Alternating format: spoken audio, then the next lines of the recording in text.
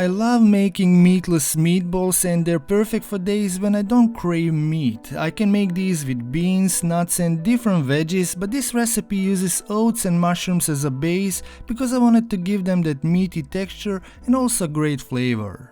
There are two common issues with no meat meatballs. Because of the lack of fat, they tend to turn dry or crumbly, and also soft vegetables make the texture a bit gummy, but let's make it right today.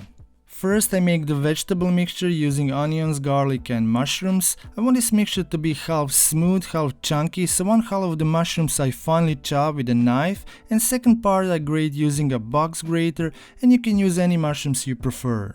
I cook the mushrooms first over medium-high heat with a good pinch of salt, which helps me to cook down the mushrooms and release most of their moisture. Then I add finely diced onions and garlic, and I cook everything until the water has evaporated and it's nicely browned. This is important because it is what gives the meatballs the right texture. Also, for extra umami, I add 1 tablespoon soy sauce and cook for another minute, and I let it cool for 15 minutes.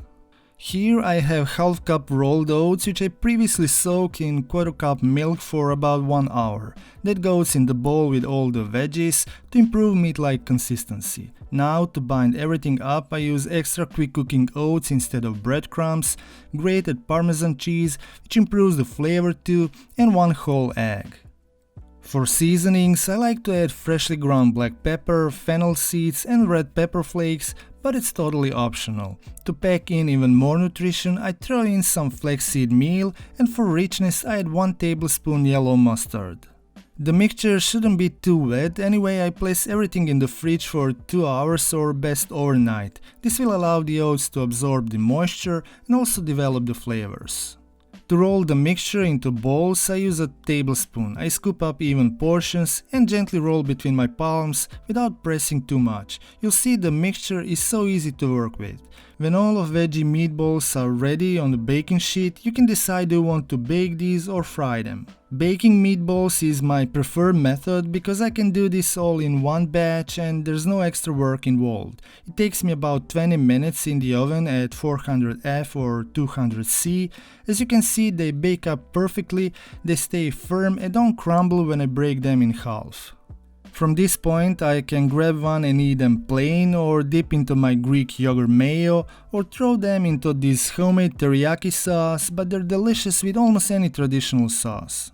For this quick teriyaki in a frying pan, I pour soy sauce, water, honey or agave, any vinegar I have, pinch of ground ginger and 2 cloves of garlic. When it starts to boil, I let it simmer for 2 to 3 minutes, then thicken it up with 1 tablespoon cornstarch combined with 1/4 cup water. Then the meatballs go into the pan and I stir for 1 minute to coat on all sides. To make this lovely dish complete, sprinkle with some toasted sesame seeds and thinly sliced green onions on top. And I like to serve some Brussels sprouts on side. I can tell you guys, these meatless meatballs are full of flavor and they're really tender. The taste, the texture is all there. Yes, they taste really meaty, but it's not just to fool you into thinking you're eating meat. So if you want to enjoy real juicy meatballs, watch these chicken parmesan meatballs I made back in 2019. These are not made with oats inside, but you'll love this whole method. Check out that recipe now. Thank you so much for watching. See you in another video. Stay healthy, stay happy.